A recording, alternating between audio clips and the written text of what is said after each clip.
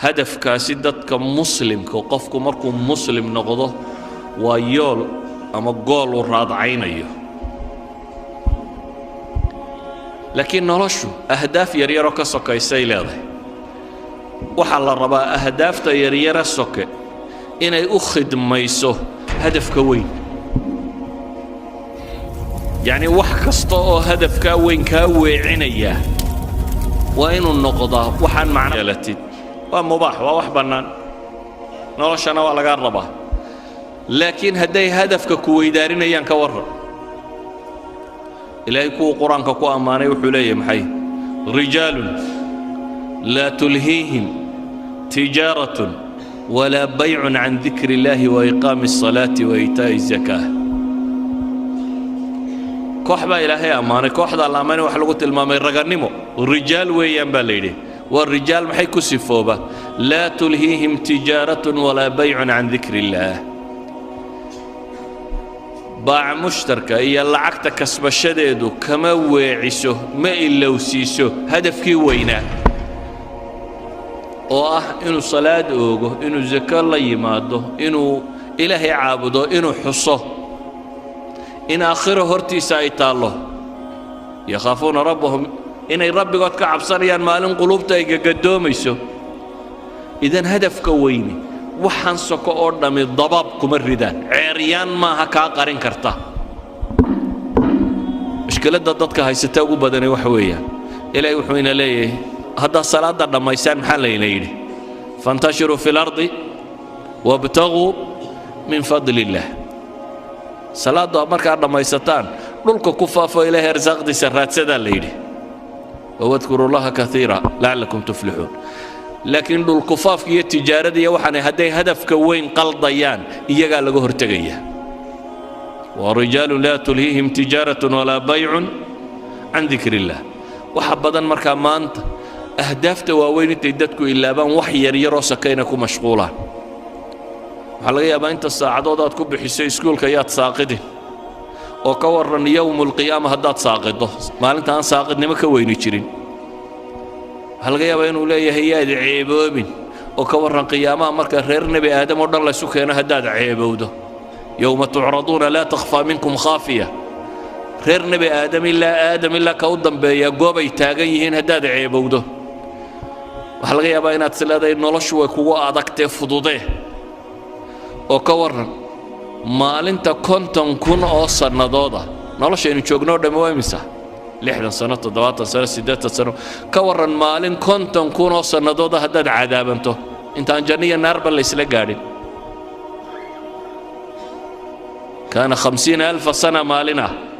قيامه ومالين كنتم كونوا سندودا كنتم كونوا سندود بتاقنانيسة كنتم كونوا سندود بدت كان لحسابية كنتم كونوا سندود بعد عدو هل كنت اقنتهي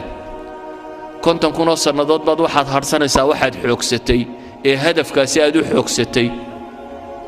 konton kunoo sanadood baad dhididaysaa oo dhididkaagu wuxuu gaadhayaa halka waa dunuubtaadu joogtay konton kunoo sanadood baa ragga qaar hadhsanayaan oo carshu raxmaanka hadhsanayaan ay ka mid ahaayeen dhallinyaradii ku kobocday maxay ilaahay cibaadadiis madaxdii cadaaladda samaysay kuwii habeenkii istaagay ee ishooda ay ooyeysay kuwii gacantooda midig waxay bixinaysaa gacantooda bidixaanay ogeyn kuwii shahwaatu nafsiga ka soomay ee naaga quruxda badan leh inta u yeedheen ku yiraahdeen ilaahay baan ka cabsanayaa ama inantii inanka quruxda badan leh u yeedhaa tidhi waar ilaahay baan ka baqayaa ayay dhaaf kuwaasi waxa la yidhi iyagu carshu raxmaan bay hadhsanayaan cadaabkanaad ku jirta iyo waxa kana arki maayaan ka waran haddaad sileeday nolosha waxaad u baahantahay way kugu adkaatay biyo lacab iyo sharaab iyo waxoogaa dabdabacsani inaad u samayso ka waran konton kun oo sannadood haddii haraadka u kaa siiyo iyo ninka xawdka nebi maxamed ka cabayaan haraadayninba yacni hadafka weyne hadduu lumo noloshan soka qiimo ma leh shayaatiinu linsi waljinnina waxay isugu tageen inay hadafkaa weyn qariyaan oo ay kugu mashquuliyaan ahdaaf yaryaroo soke waxbarasho iyo capacity building iyo halkan kabood iyo xoogsi iyo shaqaysi iyo wax yaryaroo soke oo marar badan aan hadafkaba uu qiimaynaynin dhallinyaradana iyada waxa u sii dheer qaar aan tannaba wax ka tarin baaba lagu sii mashquuliyey hebel baa laadiya heblaaya kolayga ku riday kubad oo hadduu ku rido maxaa kaa galay maxaa ka soo baxaya ninbaa kubad 2 birood dhex mariyey maxay nolosha ku soo kordhisay gool baa la dhalay maxay nolosha ku soo kordhinaysaa aakhirana wax kama tarto adduunkana wax kama tarto idan ahdaaftii rasmiga ahayd dowladan waxa la idinku qabanayaa baan rajaynayaa in ahdaafta la saxo inaynu dib u xisaabtanno oo dib nolosha u hagaajinno inaynu buusalada hagaajisanno garanno barul amaan xagee lagu gaadhaa doon baynu saaranay noloshu waa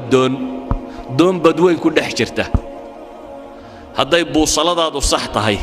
markabka badweynka soconaya haddii buusaladu kambasku hadduu saxan yahay mahma ay waxaan dhacaan wuu gaadhi meel barriyo nabada uu dego wuu gaadhi haddiise kambasku kaa lumo mawjaduhunbaa kolba dhanku u kaxayn badweyntunbaad ku wareegi doontaa adoo aan weligaana dhul arkaynin waxaa la mid ah qofka noloshan garan waaya wuxuu jooga ka qabanayo haddaad cab oo cayaar oo boodbood oo wax dhal oo xoogso oo daaradhis oo kan samee dan hargeysaa joogtaan bal suuqa hargeysa isdhex taaga raggii dhisay meeye waa daartii xaaji hebel iyo watii ilmo hebelunbaa maqlaysaan meeye xaajiyadii ka tageen aarahan hargeysada aan maanta dhex joogtaan raggii lahaa cidi kama noola xaggay joogaan waa kuwaynu meelahan ku marro xataa magac male hadda xabaalaha ka bannaybana asxaabulqubuurkii xaajiyanimadii iyo magacnimadii iyo maamuuskii iyo hebel wixii lumiye waa asxaabilqubuur waa dadkaa godadkaa ku jira ciidaynu ag marayno